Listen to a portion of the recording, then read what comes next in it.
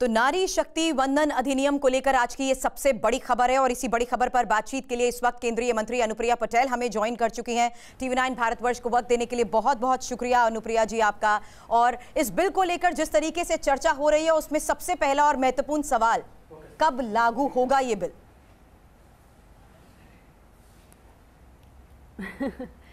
देखिए, मुझे लगता है कि हमने एक बहुत बेहतरीन शुरुआत कर दी है और आज आप जानती हैं कि एक बहुत ऐतिहासिक अवसर है। हमने पुरानी संसद भवन से, जिसे हम संविधान सदन कहेंगे अब, वहाँ से नई संसद में प्रवेश किया है और नई संसद में हमने संकल्प लिया कि हम लोकतंत्र को मजबूत करेंगे।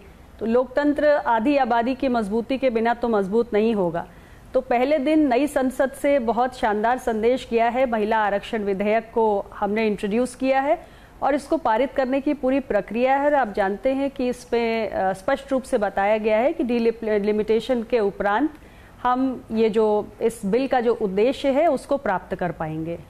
जी, इस बिल की कॉपी को मैंने भी पढ़ा, हमने भी पढ़ा और डिलिमिटेशन की आपने बात कही, तो क्या उस लिहाज से ये समझना जरूरी नहीं है कि ये लागू कब तक होगा? क्या ये मान लिया जाए कि 2026 को भी आगे देखते हुए 2029 लोकसभा चुनाव के बाद ही ये लागू हो पाएगा?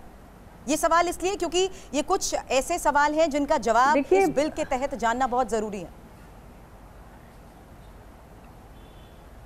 देखिए, ऐसा है कि प्रक्रिया में समय तो लगेगा ही, क्योंकि लोकसभा से राज्यसभा और फिर यहाँ से जब बिल कंप्लीटली हमारा प्रेसिडेंशियल मिलने के बाद आप जानते हैं कि अभी सेंसस की कार्रवाई भी होनी है और सेंसस के उपरांत डिलिमिटेशन होना है और उसके बाद ही जो हमें एडिशनल सीट्स क्रिएट करनी है उसको हम क्रिएट कर पाएंगे। और एडिशनल सीट्स क्रिएट होने के बाद ही जो महिलाओं का हम प्रतिनिधित्व चाहते हैं इस बिल के माध्यम से वो पूरा हो पाएगा उसका काम। तो अभी मैं कोई एग्जैक्ट आपको समय तो नहीं बता सकती, लेकिन हाँ ये ज़रूर कहूँगी कि अभी फ़िलहाल इसकी प्रक्रिया में कुछ समय तो लगना है, क्योंकि सेंसस एक्सरसाइज में और डिलिमिटेशन में समय जो जितना लगना चाहिए उतने लगेगा ही। बिल्कुल सही कह रही है मैम, लेकिन इस बिल के जहां तक बात हो रही है तो SC ST को इंसर्ट किया गया है, OBC को इंसर्ट नहीं किया गया। उसको लेकर भी आपने सुना होगा राज्यसभा में किस तरीके से खड़गे साहब की तरफ से बड़ी बात कही गई।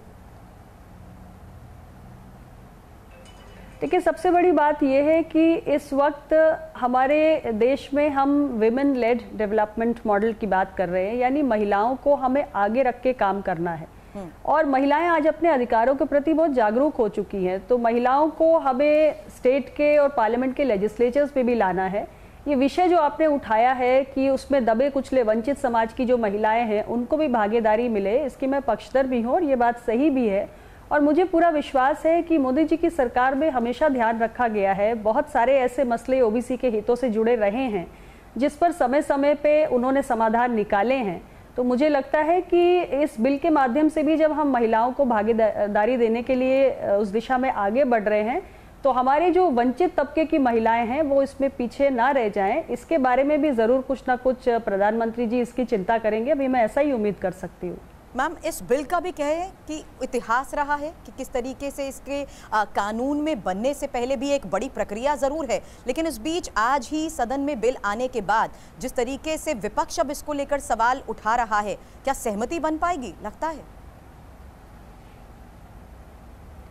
देखिए, जहाँ तक मैं विपक्ष की प्रतिक्रियाएं देख रही हूँ और जितनी मेरी जानकारी है उसके आधार पे तो मैं यही कह सकती हूँ कि कमोबेश जितनी भी पार्टियां, जितने भी राजनीतिक दल आज पार्लियामेंट के अंदर हैं वो सारे इस बिल के समर्थन में हैं और इसलिए मुझे इस बात का उम्मीद है कि ये सर्वसम्मत से बिल पारित होगा, जो मैं राजनीतिक दलों का रुख देख रही हूँ। लेकिन इस बिल को लेकर ऐसा कोई विरोध का स्वर तो मुझे नहीं सुनाई पड़ा कि बिल को पारित करने में हमें किसी प्रकार की कोई समस्या आएगी। तो मुझे लगता है कि सर्वसम्मत से पारित होने की संभावनाएं प्रबल हैं।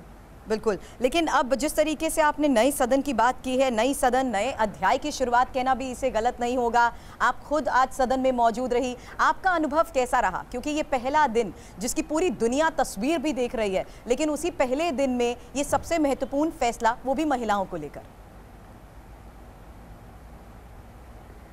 देखिए, बहुत सुखद अनुभव है। मतलब ये एक, मैं कहूँगी कि एक ऐसा हमारे लिए यादगार पल है कि हम अपनी पुरानी संसद भवन, 96 साल पुराना संसद भवन, उसको छोड़कर हम नए संसद भवन में आए हैं।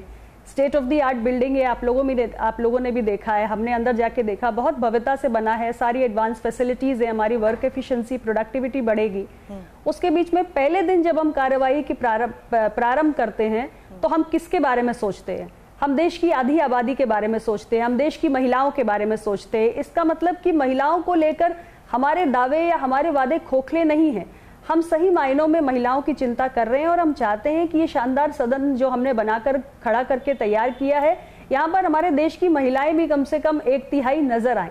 तो इसलिए पहले दिन नई संसद में महिलाओं को लेकर, उनके अधिकारों को लेकर पहल करना, मुझे लगता है कि ये बहुत यादगार है, बहुत ऐतिहासिक है और देश के लोकतंत्र के इतिहास में ये स्वर्णाक्षरों में दर्ज होने जा रहा है। लेकिन इस बीच जिस तरीके से विशेष सत्र बुलाया गया है, इस बात से आप भी वाकिफ होंगे कि इसकी टाइमिंग को लेकर भी सवाल उठा दिए गए।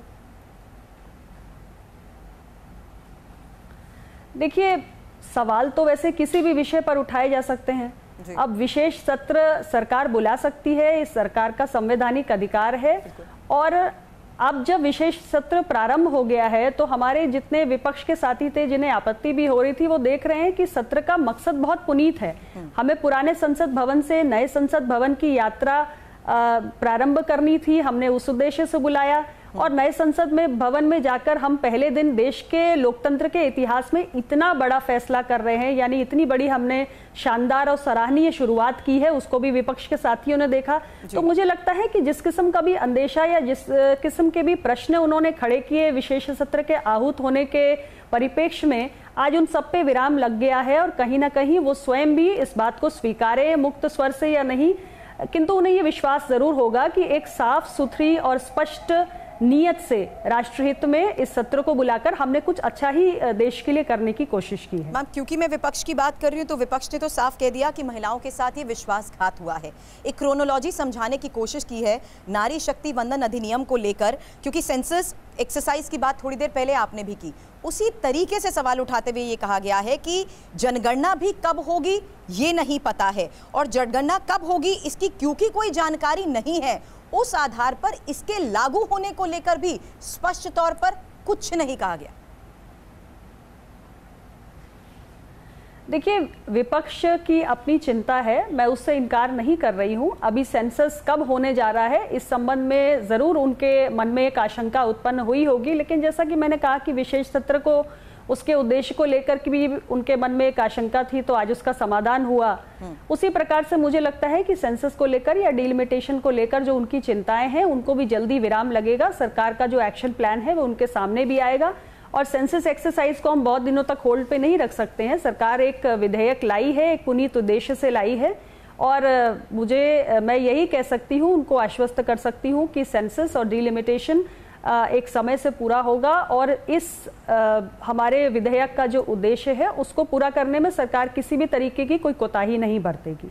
बहुत बहुत शुक्रिया TV9 भारतवर्ष से बातचीत करने के लिए अनुप्रिया पटेल जी, और आपने बताया कि किस तरीके से आज महत्वपूर्ण फैसला सदन की कार्रवाई शुरू होते ही पहले दिन हुआ है, और उसके तहत एक बड़ी एक्सरसाइज होगी। नियम के मुताबिक इसे लागू करने को लेकर भी जल्द सारी बातें सामने रख दी जाएंगी। बहुत बहुत शुक्रिया TV9 भारतवर्ष से बातचीत के लिए।